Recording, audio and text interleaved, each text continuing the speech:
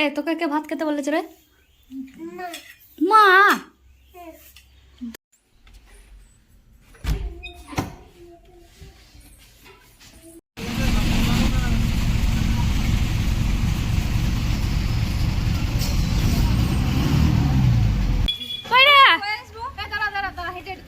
বলছে হেঁটে হেঁটে তুলিস না। হ্যাঁ তো ভিডিও বানাচ্ছে, আমি ছবি ছড়ে তুলছি।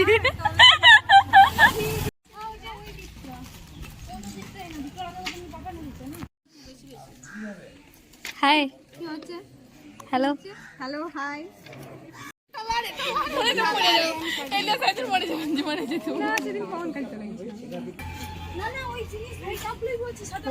Hello everyone, welcome back to my channel and welcome to my another vlog video.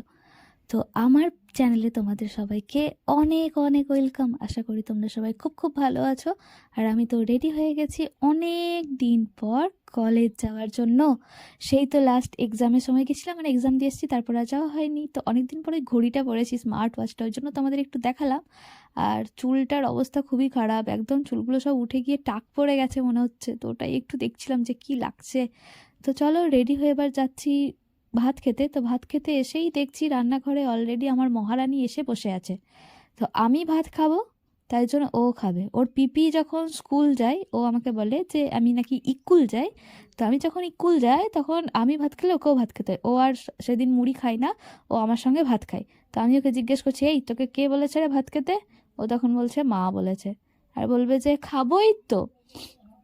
ঠিক আছে, কিছু তার করার নেই, মহারানী বলে কথা, তার রাজত্বই চলবে। তো মা করেছিল আলু সেদ্ধ, সয়াবিন, ফুলকপি, আলুর একটা তরকারি, মাছের টক, সয়াবিন ভাজা, আর ছিল হচ্ছে ওই যে ধনেপাতা, টমেটো, পেঁয়াজ, লঙ্কা এগুলো দিয়ে মাখা একটা স্যালাড টাইপের।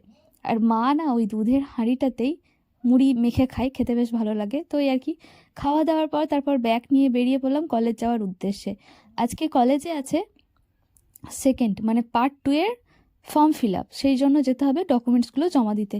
অনেকটা দেরিতেই বলা হয়েছে, কিন্তু আমি যাচ্ছি অনেকটা আগে আগে। 2টো থেকে টাইম দেওয়া হয়েছে আমাদের, কিন্তু আমি 12টার সময় বাস ধরেছি। তো বাড়ি থেকে বেরিয়েই এই যে যাচ্ছিলাম টোটো করে, আর এই যে রাস্তার দু সাইডে সবজির মানে হাট বসেছে। বেসিক্যালি বুধবার আর শনিবার আমাদের এখানে হাট বসে। তো ওটাই আর কি, প্রচুর প্রচুর সবজি, কারণ এখন তো শীতকাল পড়ে গেছে। তো শীতকালের শুরুতে প্রচুর প্রচুর সবজি পাওয়া যায়, সেই সব সবজি। আর এই হাট দেখতে দেখতেই আমি এগিয়ে যাচ্ছি বাস স্ট্যান্ডের দিকে বাস ধরার উদ্দেশ্যে। অনেকক্ষণ দাঁড়িয়ে থাকার পর টোটোটা পেয়েছিলাম। আর তারপর বাস স্ট্যান্ডে গিয়েও অনেকক্ষণ ধরে স্টেট বাসের অপেক্ষা করছিলাম, কারণ তোমরা অনেকেই জানো যে আমার কলেজ হচ্ছে সিউড়িতে। আর আমি সিউড়িতে ডাইরেক্ট স্টেট বাসে গেলে খুব ভালো হয়, যেটাতে কি জার্নিটাও বোঝা যায় না আর খুব তাড়াতাড়িও যাওয়া যায়, কিন্তু পাইনি। তাই জন্য বাধ্য হয়ে একটা লোকাল বাসে চেপেছিলাম। লোকাল বাস বলা ভুল, এটা সুপারফাস্ট বাস। তো ব্যাপারটা হচ্ছে যে মাঝ রাস্তায় জ্যাম তো লাগবেই। সাঁইথিয়াতে মাঝখানে গিয়ে দেখছি অনেকক্ষণ জ্যাম লেগে গেছে।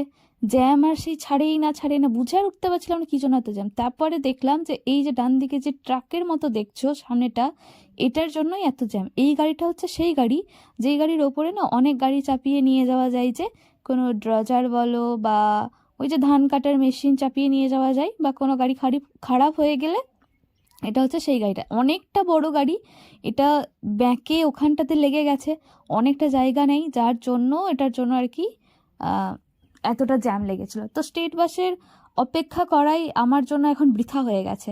আগে ঠিকঠাক টাইমে স্টেট বাস চলতো, কিন্তু এখন তার চলে না। তাই বাধ্য হয়ে সুপারফাস্ট বাসটাতেই চেপেছিলাম। এটাও স্টেট বাস, যেখানে যেখানে স্টপেজ এটারও সেখানে সেখানেই স্টপেজ। তো সারা দিনটা যেন জ্যামেই গেছে। ওখানে জ্যাম ছেড়ে তো এসেছি, অনেকটা লেট হয়ে গেছে। আমি তো অনেক আগে বেরিয়েছি, তাও এত লেট। তারপরে গিয়ে দেখছি সিউড়ি ঢোকার মুখে তিলপাড়া ব্যারেজে আবার জ্যাম, যেটা হয় এই এত বড় বড় লরি আর ট্রাকগুলোর জন্যই এত জ্যাম হয়ে গেছে। তারপর কিছুক্ষণ পর, মানে অনেকক্ষণ পরেই কয়েকজন পুলিশ এসে সেই জ্যামটাকে ক্লিয়ার করলো। আমি শুধু একটা কথা বুঝতে পারি না, আমরা এই যে মানুষজন রয়েছি তারা যদি একটু ঠিকঠাকভাবে গাড়ি চালায়, একটু ঠিকঠাকভাবে যদি সব কিছু মেনটেন করি, তাহলেই তো হয়ে যায়। সব দায়িত্ব কি একা পুলিশদের বলো? তো আমরা যদি ঠিকঠাকভাবে দায়িত্ব কর্তব্য পালন করি, আমাদের যে সামাজিক দায়িত্ব কর্তব্যগুলো রয়েছে, তাহলেই তো এই মুশকিলটা আর হয় না। কেন সব দায়িত্ব পুলিশদেরকেই নিতে হবে? তাদের তো সব সময় সব জায়গায় চোখ রাখা সম্ভব নয়, তাই না? আমরা যদি ঠিকঠাকভাবে এগিয়ে যাই, দুই সাইডের যে গাড়িগুলো রয়েছে, তাহলেই তো এত জ্যাম লাগে না, মানুষকে অসুবিধায় পড়তে হয় না। আর এই বাসে তো অনেকেই ছিল যারা এক্সাম দিতে যাচ্ছিল, আমাদের কলেজেই এক্সাম চলছে এমন কেউ ছিল, তো তাদের জন্য খুব চাপ হয়ে যায়, তাই না? তারপর ঠিক আছে, আস্তে আস্তে জ্যাম কেটে গাড়ি সামনের দিকে এলো। আর এই যে আমার ফেভারিট জায়গা, আজীবনকালের হয়তো থেকে যাবে কোনো একজন মানুষের জন্য। তো শহরের মধ্যেতে ঢুকেই গেলাম। এই যে আমার বন্ধু অনেকক্ষণ থেকে দাঁড়িয়ে আছে, প্রিয়া, ওকে আমি বারবার বলছি আর আধ ঘন্টা, আর আধ ঘন্টা।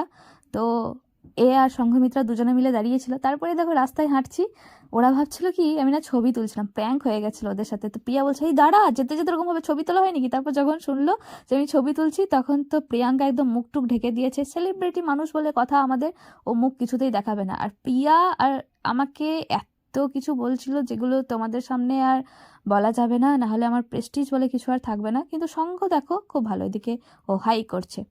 তো যাই হোক, এরা দুজন সবসময়ই আমার জন্য দাঁড়িয়ে থাকে। আসলে দেখো, এরকমভাবে যে জ্যাম লেগে যাবে এতক্ষণ ধরে, আমি তো বুঝে উঠতে পারিনি, তাই ওদেরকে বলছিলাম আরেকটু। তো দাঁড়া, সেটাই আর কি। তো এইভাবে রাস্তায় খুনসুটি করতে করতেই কলেজে পৌঁছে গেলাম। কলেজে ঢোকার ব্যাপারটা প্রথমে বুঝতে পারিনি যে এত ভিড় কেন, এত লোকজন কিসের, এত কি হচ্ছে এখানে। তারপরে বুঝলাম, ও আচ্ছা, এখানে না গ্র্যাজুয়েশনের এক্সাম চলছিল সেদিন। তো যারা ওপেন থেকে পড়ছে তাদেরই এক্সাম ছিল। কেউ বয়ফ্রেন্ডের সাথে, কেউ ভাইয়ের সাথে, কেউ মায়ের সাথে, কেউ বাবার সাথে, যে যার সাথে পেরেছে এসেছে। পুরো মনে হচ্ছে মেলা বসেছে একদম। আর এখানে আমাদের সবাই বসেছিল। তো এখানে কিছু একটা দেখানোর চেষ্টা করলাম তোমাদেরকে, তোমরা কি কিছু বুঝতে পারলে? যাই হোক, যে বুঝতে পেরেছো পেরেছো, আর যে বুঝতে পারোনি। তো এখানে দেখো আমাদের ক্লাসের অনেকেই ছিল, আর চারিদিকটা একটু ঘুরিয়ে দেখাচ্ছিলাম যে কত লোক, বাপ রে। মানে আমি ভাবছি ভাই এরা এক্সাম দিতে এসছে না কি করতে এসছে। তো চলো তোমাদেরকে কলেজটা দেখানোর পর, এই যে আমাদের যে ডকুমেন্টসগুলো ছিল সেখানে বেসিক্যালি দুটো করে সাইন করতে হয়েছে। তো তারপরে এগুলো জমা দিয়ে দেবো। আর প্রিয়াঙ্কা তো এদিকে ফোন ঘাঁটতেই বিজি, সে তো অলওয়েজ বিজি ম্যান, ফোনে কি করে ভগবানই জানে। তো সবাই এক এক করে সাইন করে নেওয়ার পর তারপরে গেলাম জমা দিতে। এর আগেও একদিন হয়েছিল, সেদিন আমাদের মিস হয়ে গেছিলো। তো এটা একটা নতুন অফিস রুম দেখলাম, মানে এই অফিস রুমটাতে আগে কখনো যাইনি। এখানেই জমা দিলাম আমরা আমাদের ডকুমেন্টসগুলো। হাই, কি হচ্ছে? Hello, hello, hi, bye. Bye. কলেজে বললো সপ্তমা না? কলেজে খানিকক্ষণ আগে আসলে দেখতিস কলেজে কোন মেলা বসেছে। অর্পিতা আর দীপাশ্রী অনেক লেটে এসেছিল, তাই জন্য ওদেরকে বোঝাচ্ছিলাম যে এর আগে কি কি ঘটে গেছে। আর প্রিয়াঙ্কা যে আমাকে কি বলে যাচ্ছে ভাই ওই জানে। আর এই যে আমাদের বিএসএনএল পিঙ্ক ড্রেসে অর্পিতা, কেন একে বিএসএনএল বলি জানো? কারণ ওর কিছু না কিছু একটা প্রবলেম হয়, সেটারই সর্ট আউট করছিল অমিত, একমাত্র আমাদের ক্লাসের হিরো বয় বলে কথা।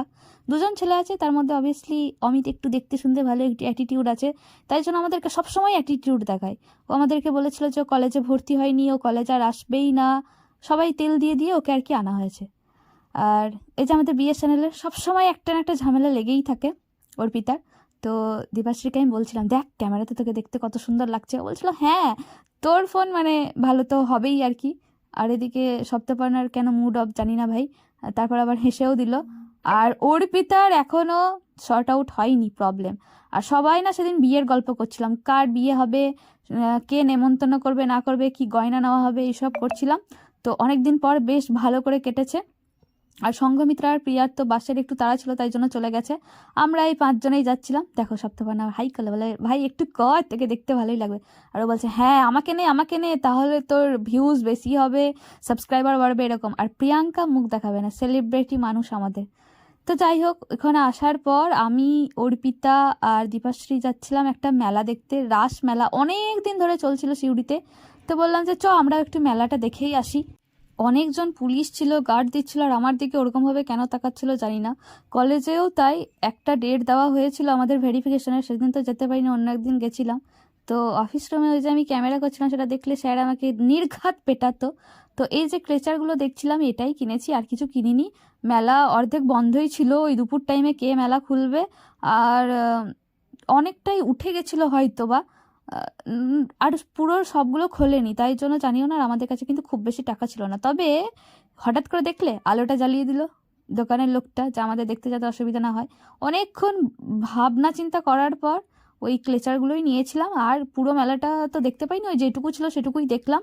মন্দির অবধি আর যেতে পারিনি, কারণ আমার আবার বাস ধরা তাড়া ছিল, কারণ বাস তো ঠিক টাইমে চলছে না। আগে আমি 1 ঘন্টার মধ্যে পৌঁছে যেতাম সিউড়ি, এখন সেটা 2-2.5 ঘন্টা লেগে যায়। তারপরে সারাদিন তো কিছু খাওয়া হয়নি, সেই সকালে খেয়ে গেছি। তাই এখানে না খুব ভালো ঝালমুড়ি বানাই, তাই আমরা ঝালমুড়ি কিনছিলাম। ওরা দুজন ঝালমুড়ি নিয়ে চলে গেল। তারপরে ওদের বাস ধরার দিকে, ওদের যেদিকে বাড়ি বোলপুর সাইডে, আর আমি চলে এলাম এদিকে। তো একা একাই তারপর তো বেশ ভালোই কাটলো অনেক দিন পর। আর এই যে এই দিদিটার সাথে দেখা হলো আবারও বাসে উঠে। স্কুলে একসঙ্গে পড়তাম, আমাদের 1 ক্লাস সিনিয়র ছিল। তো এই দিদিটা আমাদের স্কুলে এক্সাম দিতে গেছিলো, যাওয়ার সময় এ আর আমি পাশাপাশি গেছিলাম, আসার সময়ও তাই। ওদের চকলেট খাচ্ছিল, হুঁশি নেই আমি ভিডিও বানাচ্ছি। তো আমি ওকে তারপর বাসে যাবে বলছে, আমি আজকে তোমার পিছু ছাড়বো না। আর ও বলছে, হ্যাঁ ছাড়িসও না। তো আবার এই যে মোটামুটি যাচ্ছি। বাস তো ছেড়েছে, কিন্তু বাস খুব টুকটুক করে যাচ্ছে, কারণ একটা সাইডে অলরেডি জ্যাম লেগেই আছে, এত ট্রাক দাঁড়িয়ে আছে। মানে তারপর কিছু দূর যাওয়ার পর আমাদের বাসটাও জ্যামে জ্যামে জ্যামে জ্যামে এরকম টুকটুক করে এলো। আমি ভাবছি, ভাই আজকে কার দিন দেখে, কার মুখ দেখে বেরিয়েছিলাম, মানে কার মুখ দেখে দিনটা যে যাচ্ছে কে জানি। সবাই যেটা বলে আর কি, আমিও তাই বলছি। মানে জ্যামে জ্যামে জ্যামে জ্যামে এত ধুলো খেয়েছি। 1 ঘন্টার রাস্তা 2-2.5 ঘন্টায় পৌঁছেছি, বাড়িও ফিরেছি ঠিক তাই। একটা সাইডে দেখছো পুরো জাম হয়ে গেছে। ভাই রে ভাই, সে যা ভেবে বেরিয়েছিলাম। আমি 4টের বাসে চেপেছি, আমি 6টার সময় নেমেছি, 6টা কি 6:30টার দিকে। তো ফাইনালি পৌঁছেছি আমাদের শহরে, আমাদের এলাকায়। শান্তি, বাপরে বাপরে, সে যা দিন কাটলো ভাই, ধুলো খেয়ে হেলে দুলে গেলাম আর হেলে দুলে এলাম। পুরো দিনটা জ্যামে জ্যামে জ্যামে জ্যামে চেপে থেকে। স্টেট বাস তো আবারও পাইনি, আসার সময়ও আবার একটা ওই সুপারফাস্ট লোকাল বাসেই চাপতে হয়েছিল। তারপরে নেমেই একটা টোটো পেয়েছিলাম, সে তো একা যাবে না বললো, আমি তো ডবল ভাড়া দিয়ে গেছি, কারণ আমার আর দাঁড়িয়ে থাকার ধৈর্য নেই, সারাদিনটা যা গেল। আর বাড়িতে এসে দেখো মুখ চোখের কি অবস্থা, দেখো এত ধুলো খেয়েছি, চুলগুলো একদম সেই জট পেকে গেছে, মানে কি অবস্থা। আর নাড়লেই বোঝা যাচ্ছে ধুলো কিরকির করছে। তো যাই হোক, এই ছিল আজকের ভিডিও। অনেক দিন পর সবার সাথে দেখা হলো, ভীষণ ভালো লাগলো। আর আমি না প্রচণ্ড টায়ার্ড, আর পেরে উঠছি না। তো এটা ছিল আমার ট্রিপ থেকে ফিরে আসার 2 দিন পরেই। তো চলো আজকের ভিডিওটা এখানেই শেষ করছি। যারা নতুন আছো তাদের যদি আমার ভিডিওটা ভালো লেগে থাকে অবশ্যই চ্যানেলটাকে সাবস্ক্রাইব করে দিও। নাকেও দেখছো ধুলো, নাকেরও অবস্থা খুব খারাপ হয়ে গেছে। আর যারা অবশ্যই আমার সাবস্ক্রাইবার বন্ধুরা আছো, আমার পরিবারের সদস্যরা আছো, তারা কমেন্ট করে জানিও কেমন লেগেছে। ভালো লাগলে অবশ্যই লাইক করে দিও। ফিরে আসবো আবার নতুন কোনো ভ্লগ নিয়ে, ততক্ষণ তোমরা সবাই পাশে থেকো, সাথে থেকো। আজকের মতো টাটা। চলো, রাধে রাধে।